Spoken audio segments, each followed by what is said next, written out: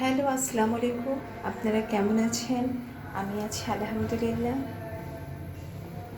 এখানে আমি তেল গরম করে নিয়েছি। এখন আমি মাছ ভাজা করব।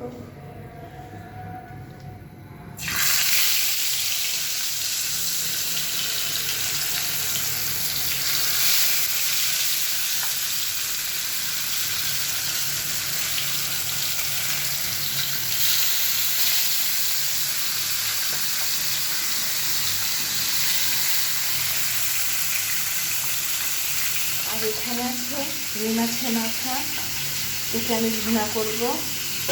আর দেখুন, এখানে কাঁচকল আলু দিয়ে আমি কই মাছের তরকারি রান্না করবো আজকে। এই রান্নাটা আজকে আমার প্রথম। আর এখানে সব কাটাকুটি করে রেখেছি।